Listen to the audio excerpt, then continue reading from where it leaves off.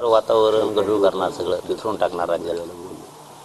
आतापर्यंत आम्ही दुःखात होतो, आता इथून पुढे आम्ही रस्त्यावर उतरू.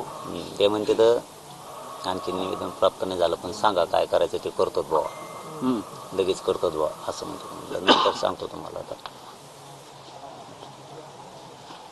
मीडिया पुढे एवढं बोललो त्याचं काहीच गांभीर्य नाही.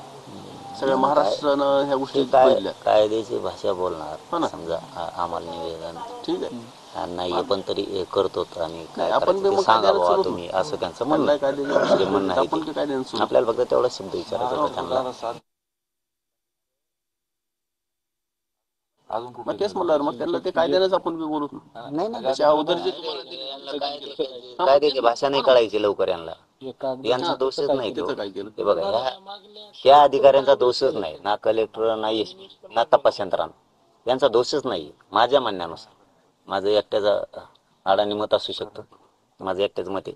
सरकारलाच हे होऊ द्यायचं नाही.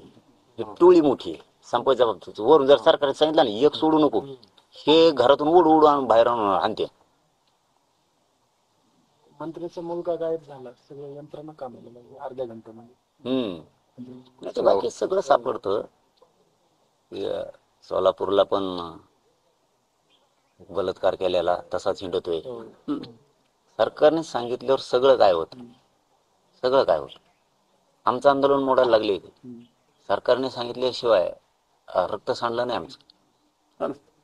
त्या गोरगरिबांच्या आया बहिणी बसल्या होत्या, गोरगरिबाच्या लेकरासाठी गोळ्या घातल्या त्यांनी मोडवायसाठी. सांगितल्याशिवाय नाही करू शकत ना, कारण त्या पोलिसाला सुद्धा काहीतरी काळीज असेल ना. सांगितल्याच्यावर वर्डन आल्याशिवाय त्यांनी ते पाऊल उचललं. मग हे देशमुख मॅटर मध्ये असं कसं का होत नाही, का होत नाही? धर आरोपी मध्ये टाक, घरातून ओढून का हाणून बाहेर टाकत नाही तुम्ही? इथं त्यांच्या मंत्रिमंडळात माणूस आहे ना, गुंड सांभाळायचेत ना, अशी प्लॅनिंग आहे. गुंड सांभाळायचे. त्यांचं पोलीस प्रशासनाचा तपासच तशा प्रकारचा दिसून सरकार जाणून बुजून त्यांना वाटतंय सरकार बदनाम होईल.